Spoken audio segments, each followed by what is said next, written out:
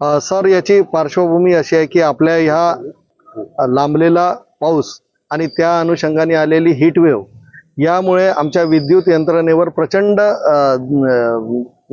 भार आलेला आहे आणि ह्या वाढीव भाराला मिटिगेट करता करता आम्हाला प्रचंड आमच्या विद्युत यंत्रणेवर आलेला आहे। जसं की आज आपण इथे आहोत, हे कामोठे सबस्टेशन आहे। इथे माझे 40 MVA चा कॅपॅसिटी, ट्रान्सफॉर्मर कॅपॅसिटी आहे, परंतु ही सुद्धा अपुरी पडत होती।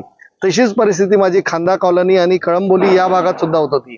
या दृष्टीने महावितरणनी त्या ग्राहकांना काही त्रास झाला, या अनुषंगाने आम्ही तातडीने काही पावलं उचलली आणि त्या अनुषंगाने आम्ही अगदी या 4 दिवसामध्ये तातडीने ज्या 5 MVA ट्रान्सफॉर्मरला साधारणतः 1 महिन्याच्या वर वेळ जातो इन्स्टॉलेशन, ते आम्ही 4 दिवसात युद्ध पातळीवर काम करून आम्ही हा 5 MVA चा ट्रान्सफॉर्मर इन्स्टॉल केलेला आहे।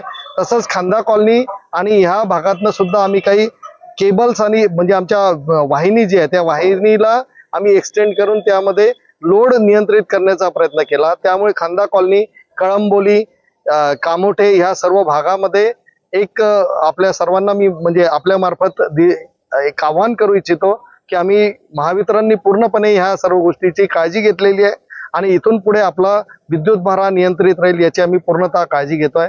तसंच LT केबल्स बाबत सुद्धा LT फॉल्ट सुद्धा बरेच ग्राहकांचे आहेत। त्या ग्राहकांच्या LT केबल फॉल्ट वर सुद्धा आम्ही आता आमच्याकडे LT केबल्स अवेलेबल असल्यामुळे आम्ही तातडीने त्या दुरुस्त करून आम्ही तात्काळ ह्या सर्व याचा विद्युत पुरवठा सुरळीत होईल याची काळजी घेतो। तसंच आम्ही कंप्लेंट सेंटर आणि हे सुद्धा जागोजागी उभे केलेले आहे, म्हणजे त्या सेक्शन ऑफिसला आमचे कंप्लेंट सेंटर्स आहेत।